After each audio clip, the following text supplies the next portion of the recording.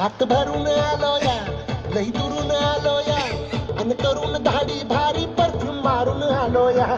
आज संध्या परत रंगात आलो या.